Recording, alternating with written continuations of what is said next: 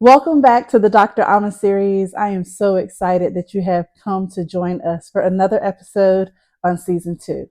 Today, we are really getting into the nitty gritty with gentrification.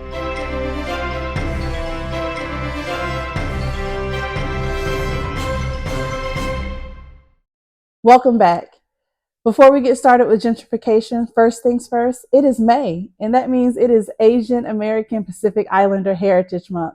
So I honor anyone who identifies as Asian American, Pacific Islander, and I honor you, your ancestors, the contributions that you have made to our society and to this world.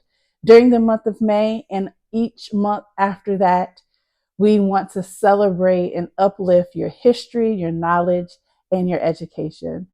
So happy Asian American Pacific Islander Heritage Month. This week, we are talking about a topic that impacts every single one of us.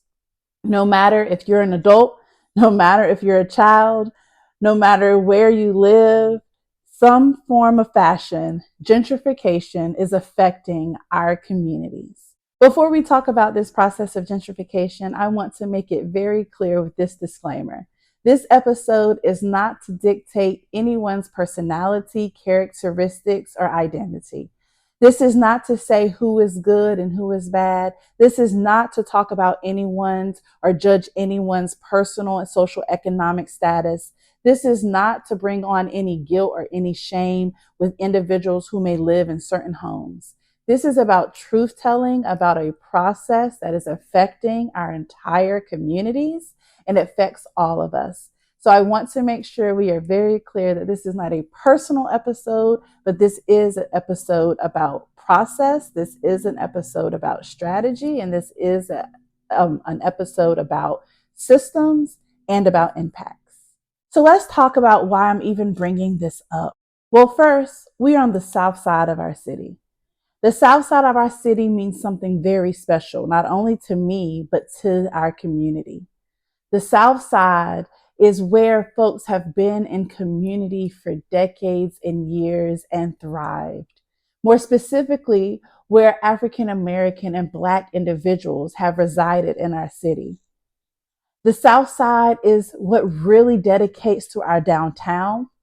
The south side is what really dedicates to at least 4 colleges and universities in our city. But the South Side usually doesn't get the love that it deserves. And because it is close to downtown, because it is an area that is thriving in a city that is growing, it is starting to shift.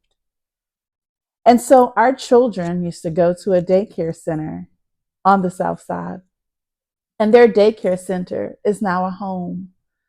And even though they are 9 and 11, they very much remember their time at that preschool, that time at that daycare center.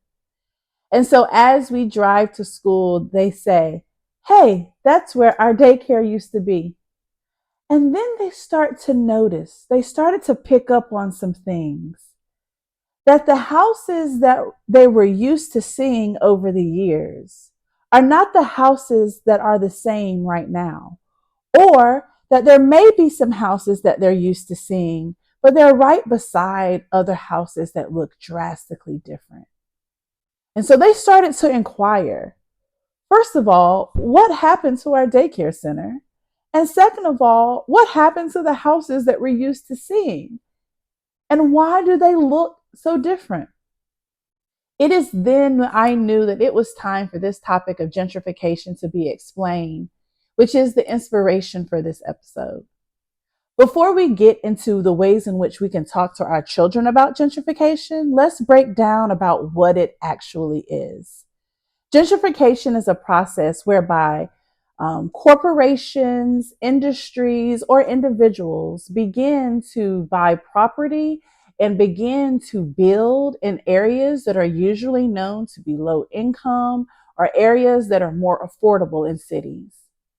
When industries, corporations, and individuals begin to buy land in these areas, they begin to build houses, establishments, stores, areas that then bring the property value up for that area.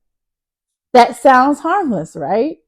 Why would we not want to expand and to grow in our city? And we are growing. And I want to acknowledge that we are growing in the world, in the country, in your state, and probably in your city or town. The other side of gentrification, however, is that when these property is purchased and when these homes and institutions are built, they drive up the property value of that area. And because it costs less to purchase it, what is going up in place of what was purchased or on the land that was purchased is a home or an establishment that cost way more than what was previously there. And so the property value goes up, which means that the property taxes goes up. And usually in those inner city areas, in those city areas, in what have been known to be low-come areas, well, the people who've been living there for a while begin to not be able to afford to live in that area anymore.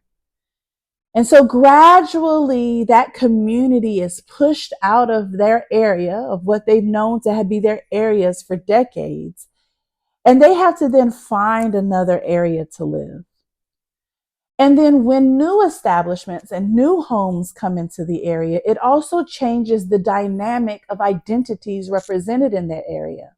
So, for example, on the south side of our city, it is historically and has always been known to be an area where more African American and Black individuals reside. As we see the process of gentrification come in, it is shifting more. We are seeing more white individuals come into the area, right? It is expanding the ways in which the community and culture is no longer being seen or taught or valued. And while we do want more diverse places, while we want our neighborhoods to be diverse, there is a question of not only what is happening to the people, but what is happening to the culture. And so this process of gentrification has very short-term and long-term effects on a community. So that is the process in general of gentrification. One that we may be noticing as adults, one that we may actually be in the middle of. Some of the individuals who are being moved from their homes or moved from their areas are moving to more rural areas. And when you move to a rural area, when you've been living in a city for so long, you are so disconnected from your normal networks and your normal resources. So now what took 5 minutes to get to a grocery store may now take 30 minutes. And what does that mean if I don't have the proper transportation? What it also does is it also begins to ask questions around culture, like we said. What is happening to the culture of that area? Are the people who are coming in recognizing what that area used to be, the contributions of the people in that area on the city? Is there an erasure of the history? Is there an erasure of the culture? Is there an erasure of the people? We want to make sure that especially people who live and have lived in low income areas have the platform and have the ability to share their knowledge and their history. And gentrification, if you will, takes a little bit of that away. It erases it a little bit, right? With every home that is torn down, there's history behind that home. With every daycare center that is torn down, there are children who used to go there that are missing it very deeply. And so it's a really impactful process, gentrification. So how do we talk about gentrification with our children, right? Because surely we're probably not going to go that much in depth with a 9-year-old, but that 9-year-old is very curious and that 9-year-old may be very observant. And trust me, kids are observing way before they're 9 years old. They are recognizing when things seem very distant or when things seem very different from each other, right? One of these is not the same. That's even a strategy and a teaching method that is used in schools for students to understand the concept of opposites. Well, they're seeing opposites happening right in front of them. One of these houses is not like the other. Here are a few examples of kind of what gentrification could look like when it seems as if two houses are not the same.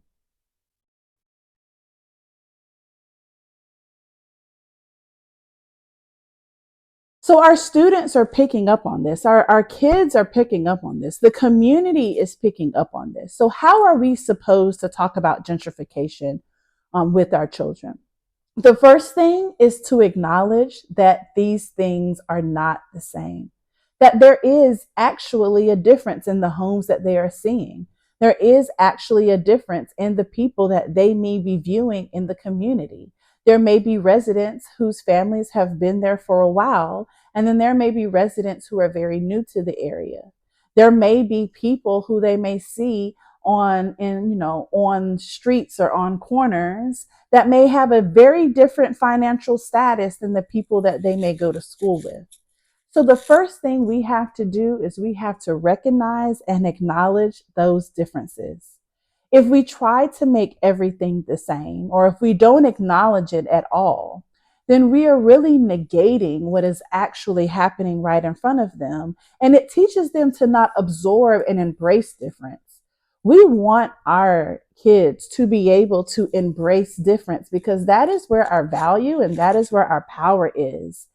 And so that is the tip number one, is to acknowledge difference in whatever that means, in the establishments, in the homes, in the people, and make sure that they know that everyone is in within the same community, right?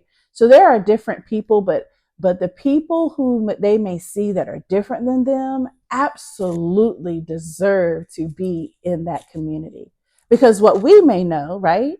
What we may know is that those are the people that have been there the entire time, right? Those are usually the individuals whose home it was way before gentrification even happened. The second thing that we should do in talking to our children about gentrification is to be honest about kind of the differences in the value of money, of property, right? Some of our kids, listen, my kids are learning money and they learn money in second grade. My kids are very familiar with the game of Monopoly. So again, money and property is not something that hasn't been introduced to them in some way.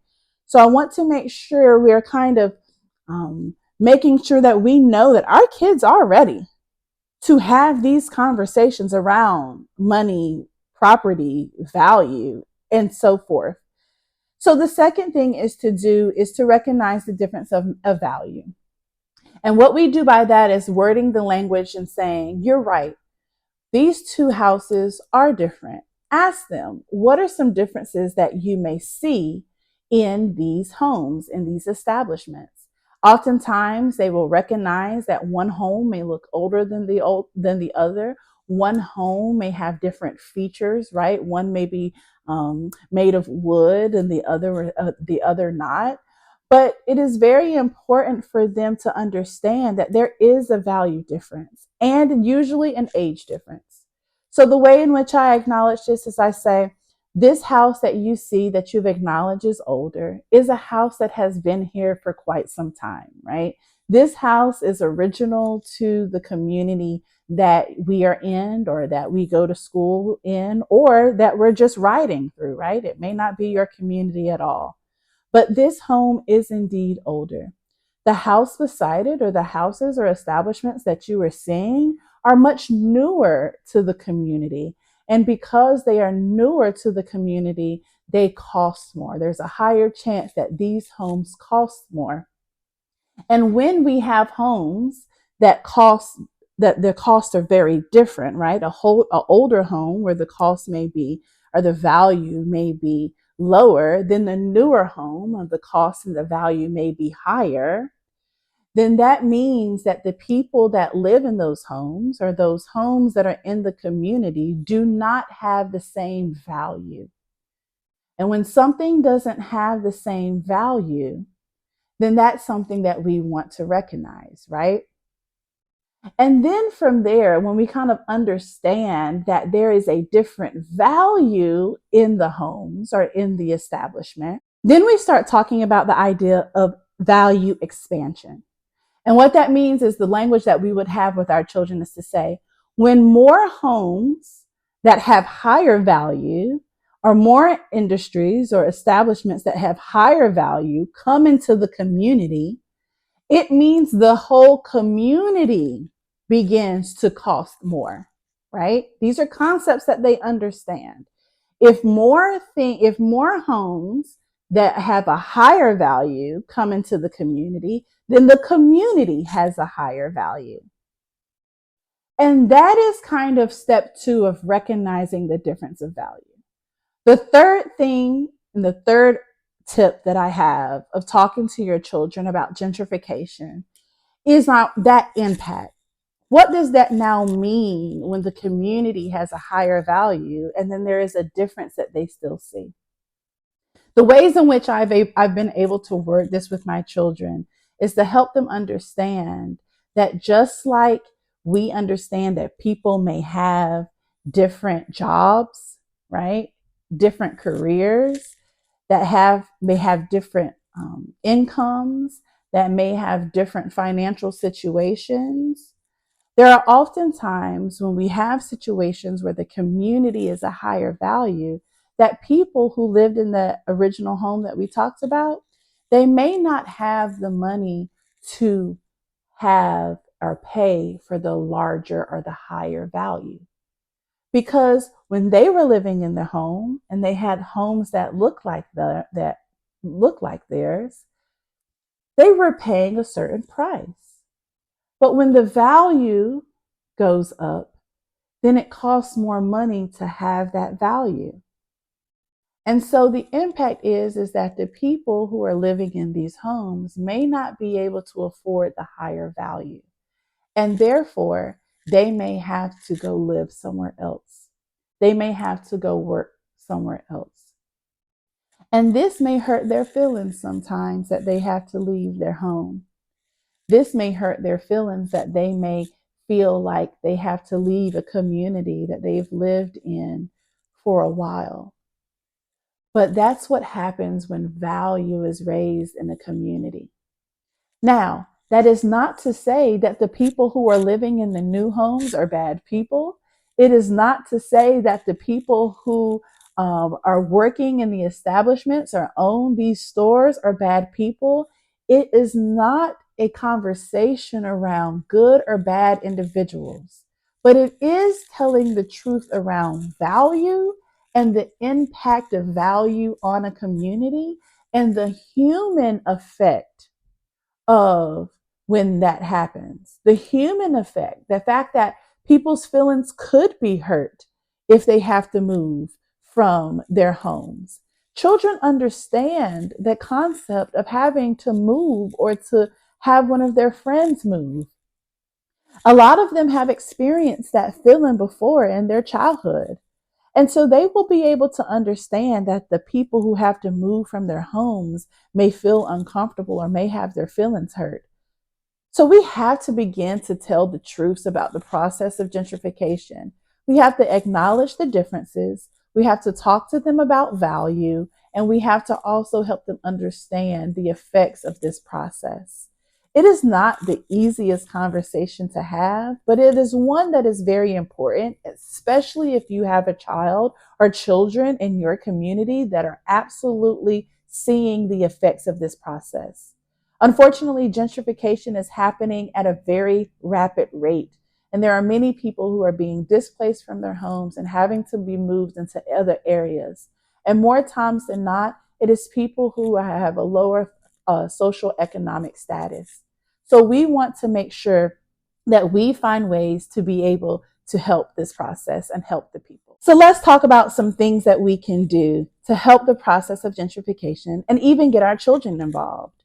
Well, the first thing to do is help them understand that they can always be nice to everyone in the community. Even though they recognize that difference is happening, it is so vital to be able to welcome and embrace that difference and treat people with kindness, whether if they are representing people who have been original to the community or people who are coming in. It is very important to always acknowledge that we must treat people with kindness in their differences, right? The second thing that we can do is we can get involved with the ways in which we approve and vote for policies that are happening in the local area. It is very important for local elections. It is very important for local voting to make sure that we are having policies and we are passing laws that keep our community connected. What are the ways in which we can be able to approve, even if it's as small as your HOA? What are the ways in which we can keep things within the community and not have larger corporations or larger real estate industries come into our communities to bring up property value that then again pushes people away? And then the last thing that we can do is we can make sure that we continue to educate on the process of gentrification. It is one that is very visible, but it is not one that we go into detail about. So please make sure you continue to educate children, adults, youth, anyone in your community about the process and get involved with the ways in which we can help everyone in our community. Thank you so much. I hope this was helpful. And please be on the lookout for the next episode of the Dr. Amma series. If this worked for you, make sure you like, comment, and subscribe. Have a good day.